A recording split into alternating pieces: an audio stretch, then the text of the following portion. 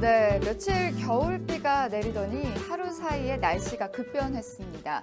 오늘 내내 찬바람이 불면서 영하권 추위가 이어졌는데요. 이 추위는 내일도 계속된다고 합니다. 추위도 추위지만 요즘 독감 환자가 유행하고 있죠. 역대 최대의 독감 인플루엔자가 번지고 있다고 하니까요. 감기 걸리지 않도록 건강관리 잘하시길 바랍니다. 자, 그럼 12월 23일 N뉴스마켓 지금 바로 시작합니다.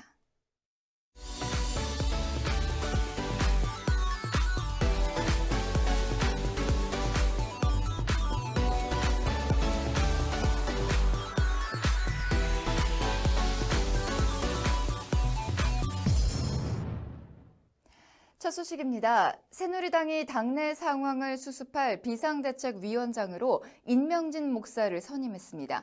그런가 하면 비주류 의원들은 개혁 보수신당으로 이름을 정하고 창당 준비에 본격 착수했다고 하는데요. 자세한 소식 백상일 기자가 보도합니다. 새누리당 대표 권한대행을 맡은 정우택 원내대표는 오늘 비대위원장으로 임명진 목사를 내정했다고 밝혔습니다. 임 목사는 과거 한나라당 윤리위원장직을 맡았던 경험이 있는 인물입니다. 정 원내대표는 임 목사가 지난 2006년 당의 윤리위원장으로서 당의 책임 정치와 도덕성을 재정립하는 데 주도적인 역할을 맡았다면서 당의 대통합을 이끌 것으로 확신한다고 선임 이유를 밝혔습니다. 이어 비대위 구성과 활동에 대해 논의해 임 목사가 요구하는 것을 최대한 수용한다는 의미에서 전권을 부여하겠다고 강조했습니다. 그러면서 최대한 이른 시일 안에 전국위원회를 소집해 연말까지 비대위를 출범하겠다고 말했습니다. 이로써 비주류가 제안한 유승민 의원 비대위원장 추천은 공식적으로 거부된 셈입니다. 탈당을 공식 선언한 비주류는 이와 별도로 신당 창당 준비에 본격적으로 착수했습니다. 오늘 오전 비주류 신당 창당 추진위원회가 첫 공식 회의를 열었습니다. 창당 일정과 위원회 운영 방안 등을 논의하기 위한 자리였는데요. 대변인격인 황영철 의원은 신당의 이름을 개혁 보수신당으로 하기로 했고 전략기획팀 등 7개의 팀을 구성해 운영해 나갈 것이라고 밝혔습니다. 국민은행이 대규모 희망퇴직을 단행합니다. 만 45세가 넘어야 희망퇴직 대상자가 될 수 있었던 지난해와는 달리 올해는 근속 10년차 이상 직원으로 희망퇴직 범위를 확대했다고 하는데요. 황혜연 기자, 이번에 퇴직 신청한 직원들은 어느 정도 되나요? 국민은행은 지난 19일부터 22일까지 근속 10년차 이상 직원을 대상으로 희망퇴직 신청을 받은 결과 총 2,800여 명의 직원이 신청했다고 밝혔습니다. 이는 지난 2010년 3,244명의 직원이 희망퇴직한 이후 최대 규모입니다. 임금 피크제 대상자가 아닌 희망퇴직자는 36개월치 임금을 한 번에 받습니다. 임금 피크제를 적용받았던 직원이 희망퇴직하면 27개월치 급여가 퇴직금으로 제공됩니다. 희망퇴직을 신청한 직원은 내년 1월 20일까지 근무하게 되는데요.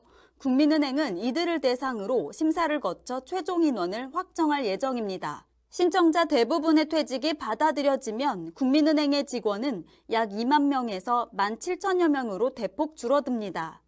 다른 시중은행들은 15,000여 명 수준입니다. 이에 따라 다른 은행과 견주어 판매관리비 비중이 높았던 국민은행의 재무구조도 장기적으로 개선될 전망입니다. 조류 인플루엔자 AI로 계란값이 많이 오른 가운데 맥주와 라면, 빵 등 서민들이 즐겨 찾는 식품 가격이 잇따라 오르면서 장바구니 부담이 커지고 있습니다. 생활경제 소식 황혜연 기자가 전해드립니다. 하이트진로는 오는 27일 자정부터 맥주 출고 가격을 평균 6.3% 올린다고 밝혔습니다. 이에 따라 하이트 500ml 한 병당 출고 가격은 현재 1,079원에서 1,146원으로 오르게 됩니다. 지난달 오비 맥주도 원자재 가격 상승 등을 이유로 출고가를 6% 인상했습니다. 클라우드를 생산하는 롯데조류는 가격 인상에 유보적 입장을 보였지만 역시 조만간 인상 대열에 합류할 것이라는 관측이 나옵니다. 맥주뿐 아니라 라면 가격도 줄줄이 오르고 있습니다. 라면의 가격 인상은 농심이 신라면, 너구리, 짜파게티 등 18개 품목 가격을 올리면서 신호탄을 쐈는데요. 삼양식품 등도 가격 인상과 시기를 저울질하고 있습니다. 이미 오른 빵값과 과자 가격도 불안합니다. 국내 제빵업계 1위 파리바게뜨가 지난 4일부터 가격을 평균 6.6% 올렸는데요. 제빵 제과 업체들이 계란을 많이 사용하기 때문에 가격이 또 오르지 않을까 소비자들은 걱정하고 있습니다. 신선식품 물가도 비상 국면입니다. 올해 들어 한우와 배추 등 농축산물 가격의 고공행진이 이어지고 있고 AI에 따른 계란 대란이 장기화 조짐을 보이고 있습니다. 이런 가운데 AI 여파가 좀처럼 줄어들지 않으면서 닭고기 가격도 급등할 수 있다는 우려가 나옵니다. 산란계와 달리 육계 농가에서는 AI가 발생하지 않고 있지만 방역조치 여파로 농가 절반이 사육할 병아리를 새로 들여오지 못해 공급량이 부족할 것으로 전망됩니다. 걸그룹 원더걸스의 멤버 유빈이 부친상을 당해 주위를 안타깝게 하고 있습니다. 김한나 기자가 전해드립니다.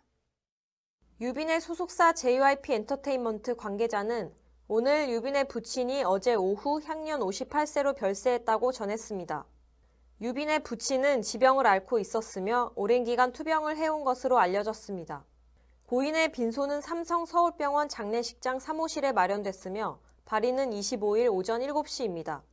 장지는 용인 평운의 숲에 마련될 예정입니다. 유빈은 깊은 슬픔에 빠져 가족들과 빈소를 지키고 있는 것으로 전해졌습니다. 앞서 유빈은 5년 전 한 토크쇼에 나와 학창시절 아버지와 얽힌 추억을 공유한 바 있습니다. 반항심이 많던 어린 시절 미국으로 갈 수밖에 없었던 유빈은 그 경험이 큰 도움이 될 것이라는 아버지의 의미를 뒤늦게 깨달아 후회했다고 고백하기도 했습니다. 유빈은 2007년 연예계에 데뷔해 이후 원더걸스의 맏언니로 그 자리를 지키고 있습니다. 고병원성 조류 인플루엔자 AI가 전국적으로 확산되면서 비상이 걸린 상태죠.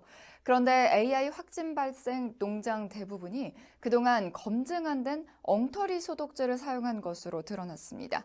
호미로 충분히 막을 수 있었던 것을 이 가래로도 못 막는 형국이 된 건데요. 소독약 관리부터 제대로 이루어지지가 않아서 AI가 걷잡을 수 없이 확산됐다라는 분석이 나옵니다. 보도에 황혜은 기자입니다. 농림축산식품부가 AI 확진 판정을 받은 농가를 역학조사한 결과 178곳 중 156곳에서 부적합한 소독제를 쓴 걸로 밝혀졌습니다. AI 발생 농장 87%가 엉터리 소독제를 쓴 셈입니다. 구체적으로 보면 151곳은 겨울철 방역 효과가 떨어진다는 이유로 사용하지 말라고 권고한 산성제 계열 소독제를 사용했습니다. 31곳은 효과가 미흡해 회수 명령이 떨어진 약품을 쓴 것으로 파악됐습니다. 또 효력 자체가 검증되지 않은 소독제를 사용한 곳도 2곳이나 됐으며 아예 소독제를 쓰지 않은 농가도 5곳이나 됐습니다. 정부가 올해 1월부터 5월까지 AI와 구제역의 소독 제품을 조사해서 효력이 미흡한 제품에 대해서는 회수하거나 판매를 중지했는데 조치가 제대로 전달되지 않는 등 관리가 부실했던 겁니다. 이렇게 방역 체계에 구멍이 뚫리면서 AI로 인한 피해는 역대 최대 규모를 넘어섰습니다. 2천만 마리가 넘는 닭과 오리가 매몰됐을 정도인데요.